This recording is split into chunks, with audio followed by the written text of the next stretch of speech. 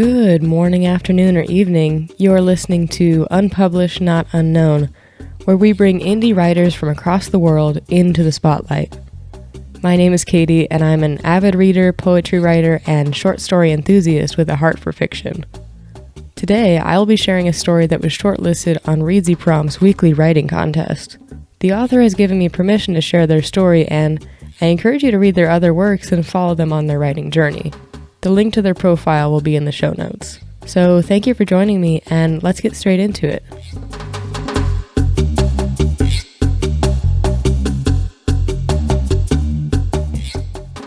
Today's story is The Joy of a Banana by Ann Nace. Karen Gleb was a disagreeable old woman. Every fold on her wrinkled face contributed to her resting scowl. And yet, the yellow bananas greeted her as she passed through the produce department like 100 sunny, upturned smiles. It made the town's resident battle axe sick with disgust. Mrs. Gleb glared at a woman loading her cart with bananas.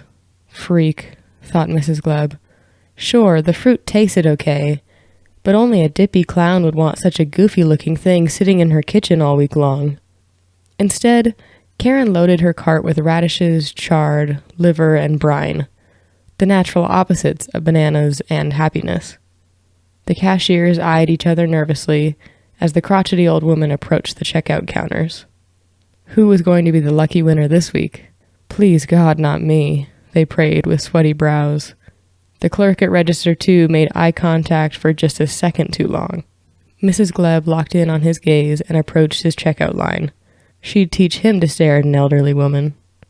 As the clerk placed the groceries into a paper bag, he crushed Mrs. Gleb's liver with her box of brine. "Do I need to call your manager over here to teach you how to pack groceries?" asked Mrs. Gleb. "My apologies, ma'am," said the clerk. "I guess you can say that I'm one banana short of a bunch today." He wondered if the woman would soften with the old expression. "I wouldn't say such a thing," said Mrs. Gleb.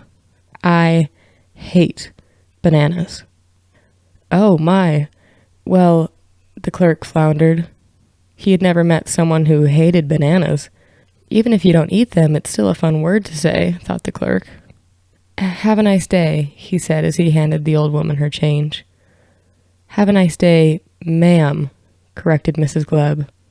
She tore the paper bag out of the young man's hand and shuffled out of the store. On her walk home, she passed a Banana Republic outlet. Now that's a stupid name for a store peddling blazers, thought Mrs. Gleb. She noted bananas as the annoying theme of the day.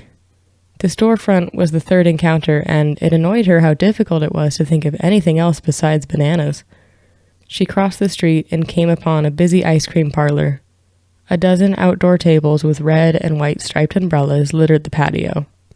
However, the first thing that caught Mrs. Gleb's attention was a banana split shared by a young couple. One banana sliced lengthwise into two upturned smiles, ice cream and cherry on top. What kind of imbecile came up with that travesty? Frustrated, she crossed the street again, not paying any mind to traffic. Cars screeched to a halt and honked at the jaywalking woman, who neither batted an eye nor picked up her pace. A fortune teller sat at a table outside her shop and watched the old woman cause pandemonium in the street. "I think a tarot card reading would benefit you today, my friend," said the seer. "I'm not your friend," said Mrs. Gleb. "But if I were, I'd advise that you get an actual job, you antique hippie." "I'm getting a lot of negative energy from you," said the seer, her hands hovering in the air between them both. "Well, aren't you insightful?" said the old woman. "Watch the bananas. They will be the death of you," cried the seer as though inspired. Unwilling to give the fortune teller the satisfaction of her piqued interest, the old woman growled, "Seems about right." Alarmed by the seer's warning, Mrs. Gleb counted the banana references she encountered that day. It wasn't just a few. The bananas were piling up. She wondered, can a fruit actually kill someone? Her eyes scanned the ground for banana peels as she walked up to her condo. The property had a shared pool in the center of the complex. The pool boy, Todd, was performing his daily duties in his bright yellow banana print banana hammock. Oh, that is just blatant and sick, thought Mrs. Gleb, as she unlocked the door to her unit. Before she could step inside, her landlord, Ralph, approached. Mrs. Gleb, remember, you need to be out of the apartment tomorrow. Exterminator's coming, said Ralph. And where do you suggest I go? Said the old woman. Maybe you can stay with family, suggested Ralph. The woman glared. Or a friend? Tried Ralph. What if I stay put? Will you call the police to haul me out of my home? No, said Ralph, but it would complicate things. Sammy said everyone needs to be out of the building, and he's the top banana. Come again? Asked Mrs. Gleb. Everyone needs to be out, he said. No, after that, said the old woman. He's the top banana? You know, like the big cheese. Well, which is he, cheese or a banana? Does it matter? Asked Ralph. Yes, that's why I'm asking, said Mrs. Gleb. Sammy's a banana, decided Ralph after some consideration. Mrs. Gleb massaged the bridge of her nose and exhaled. Fine, she said as she entered her unit and slammed the door in the man's face. The following day, Mrs. Gleb boarded a bus and left town. It was true she had no place to go, but the more distance from Top Banana Sam and his chemicals, the better. A young girl wearing headphones in the row behind her was listening to Gwen Stefani so loudly the song could be heard rows away. Oh, no you don't, thought the old woman.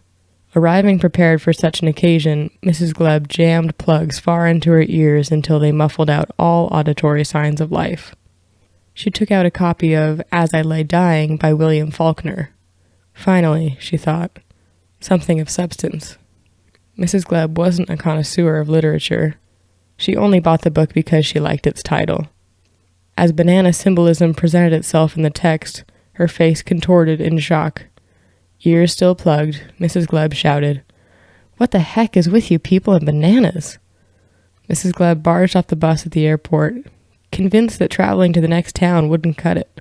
She would need to board a plane north to escape this fruity blight on the map once and for all. She purchased a seat on a non-stop flight to Maine. Lobster. Now that is a serious food, she thought. I'll take a sea cockroach over a banana any day. Before getting comfortable, she thought it best to cover all bases. She waved the flight attendant over to her seat. How can I help you, hun? Said the peppy young woman. You can start by guaranteeing me that this will be a banana-free flight, hun. There won't be, she answered. There won't be what? Probed Mrs. Gleb. Bananas, of course, said the woman. You're sure you don't have any, said the old woman, demanding absolute clarity. The cheerful flight attendant quipped in a sing-song voice. Yes, we have no bananas. Mrs. Gleb grabbed the young woman by the shirt. Now, don't get cute with me, you little snot. If I see so much as one banana, I'm going to go straight to your manager, or my name isn't Karen Gleb. The flight attendant sucked in the corners of her mouth to stop herself from laughing as she asked, Are you the original Karen? Mrs. Gleb released the flight attendant when the pilot announced, Ladies and gentlemen, fasten your seatbelts. We're experiencing some turbulence due to poor weather. The plane shook with increasing intensity, and the oxygen mask dropped from above. As Mrs. Gleb rushed to don her mask, she elbowed the little girl next to her in the face without apology. Well, get out of my way, thought the old woman. This is a crisis, and I'm your elder. Everything is fine, said the pilot over the intercom. This weather formation is just bananas. That was the last thing Mrs. Gleb heard before the plane fell out of the sky. The next thing she knew, she was clinging to a wing in the middle of the ocean. A yellow, banana-looking raft appeared, and she seriously considered drowning to death rather than going near the thing. Don't be ridiculous, Mrs. Gleb thought to herself as she clambered aboard. It just looks like a banana. The raft had oars, and the survivors rowed their way to a nearby deserted island with no help from the old woman. The survivors surveyed the beach. Upon taking inventory, they agreed that locating food and water was crucial to their survival. Soon after commencing their search through the fringes of the jungle, they realized the island had a wealth of bananas. Upon hearing the news, Mrs. Gleb began kicking and punching the nearest banana tree. The tall stalk swayed back and forth as she repeatedly struck its base. The blows caused a colossal bushel of bananas to detach from their stalk, hurtle to earth, and land on top of the furious woman. The crew members rushed to investigate the loud thud. They saw the bushel of bananas on the ground with Mrs. Glebb's arms and legs flailing out from underneath it. As they hauled the fruit off of the old woman, the flight attendant said, "Hey, I thought you hated bananas." Delirious, Mrs. Glebb requested to speak to the manager. The group reminded her they were all survivors of a plane crash. "Hun, there is no manager on the island," said the flight attendant. "Like hell there's not," mumbled the stubborn old woman, spitting out a broken tooth.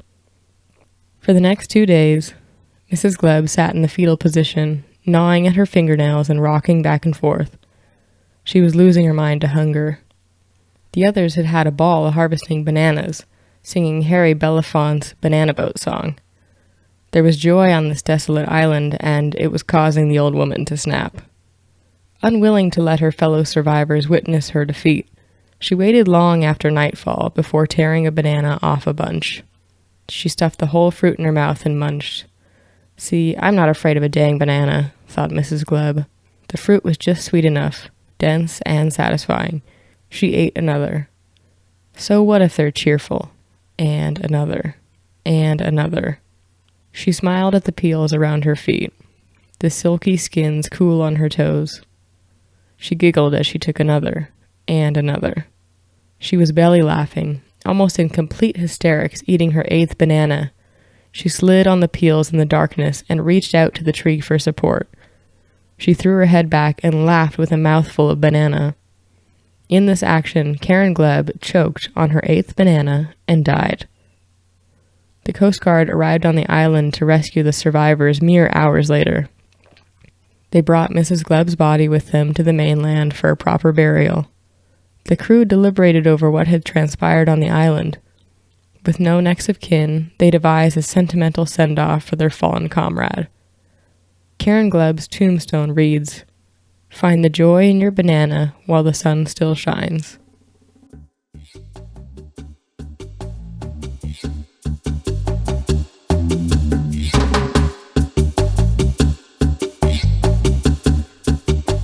Want to hear your story read on a future podcast? Send an email to unpublishednotunknown@gmail.com.